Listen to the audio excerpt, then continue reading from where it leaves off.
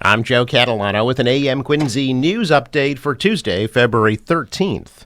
A snow emergency is in effect in Quincy due to the winter storm hitting the region today. Beginning at 6 a.m., parking will be banned on the posted main roadways and allowed on the odd-numbered side of side streets only.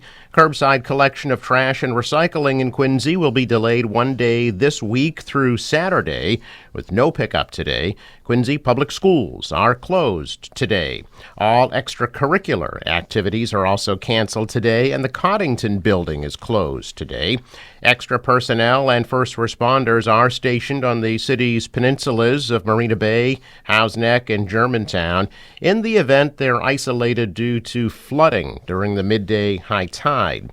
You can call the DPW's hotline at 617-376-1927 or 617-376-1910 for any storm-related emergencies. And the National Grid hotline for power issues is 1-800-465-1212. A Leominster man has been charged with breaking into a car in Quincy early today. Police say 26-year-old Jared Bryan broke into a vehicle parked near 26 Woodbine Street in Wollaston just after 3 o'clock this morning. The vehicle owner was alerted by his car alarm and saw Bryan in the vehicle. Police captured Bryan near 605 Hancock Street a short time later, and the car owner reportedly identified Bryan as the man he saw in his car. Bryan reportedly stole an iPhone and a wallet from the vehicle, which were recovered and returned to the victim. Bryan is now being held on breaking and entering charges and will be arraigned in Quincy District Court. Firefighters from multiple towns battled a blaze last night inside a McDonald's restaurant on Washington Street in Canton. Fire was reported at the restaurant at 41 Washington Street. At one point, everyone was ordered out of the building. No injuries were reported. The cause of that fire remains under investigation. Jurors resumed deliberations yesterday as they tried reaching a verdict in the trial for Emmanuel Lopes, who's accused of killing Weymouth Police Sergeant Michael Chesna and bystander Vera Adams in July of 2018. However, 2 notes from the jurors delivered to the judge late in the afternoon session seemed to be a case of déjà vu for prosecutors. Prosecutors responded in part, questioning how thorough the jurors' review was of the more than 100 exhibits presented in the trial. The state suggested deliberations have not been due and thorough. The defense says they will move for a mistrial, given this was the second time the jury's come out with a hung jury note. Judge Beverly Canone sent the jurors home for the day, given the late hour. Deliberations began last Thursday in Lopes' second murder trial, which began last month at Norfolk Superior Court in Dedham, 6 months after a mistrial was declared in his initial trial.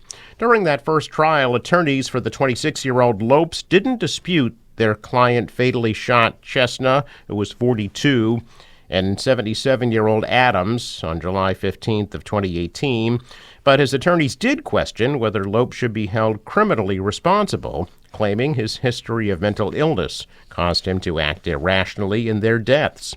In the first trial, jurors deliberated for 5 days and were not able to reach a unanimous verdict.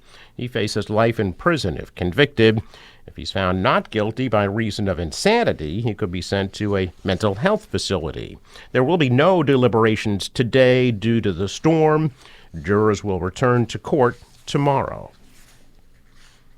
That massive crystal chandelier that was the iconic feature of Lombardo's in Randolph, one of Massachusetts' best-known wedding and event venues, will be up for auction later this week. Lombardo's Hospitality Group announced in July of 2022 that its 71,500 square foot space in Randolph near the Route 28 and 93 interchange was being sold to Boston-based Core Investments Incorporated. The space that was home to Lombardo's meetings and occasions and Vincent's nightclub was projected to close in September of last year, but it did remain open through the end of the year.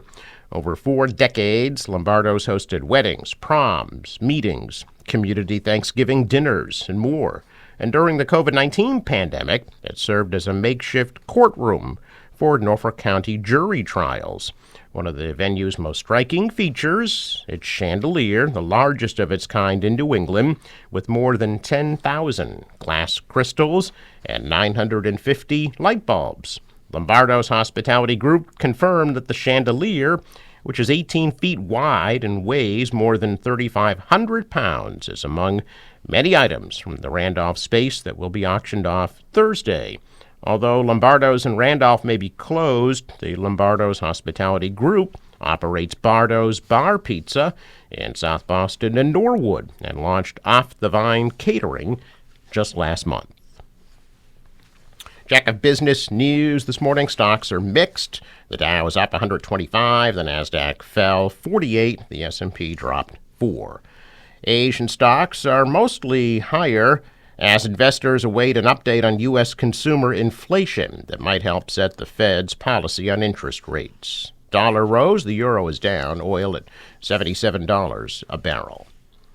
In sports, the Bruins will host Tampa Bay tonight at 7. Celtics are on the road in Brooklyn against the Nets at 7:30. The National Weather Service forecast for today, snow and winds with the total accumulations now of maybe 4 to 6 inches. The storm has been downgraded in our region as it has shifted further south. A high today of 36 degrees. Snow will come to an end this evening, and temperatures dip to the mid-20s. Tomorrow, partly cloudy, breezy, a high of 34. Thursday, mix of sun and clouds, and a high of 37. Cloudy on Friday at a high of 36. The boater today, waves 2 to 4 feet. The wind out of the northeast at 20 to 25, and then turning northerly, gusting 25 to 30 knots. The high tide right before 2 o'clock this afternoon, where there could be some moderate coastal flooding. The sunrise at 6:43, set at 5:13. A traffic note: Fore River Bridge, scheduled to open today at 3 p.m. I'm Joe Catalano with an AM Quincy news update for Tuesday, February 13th.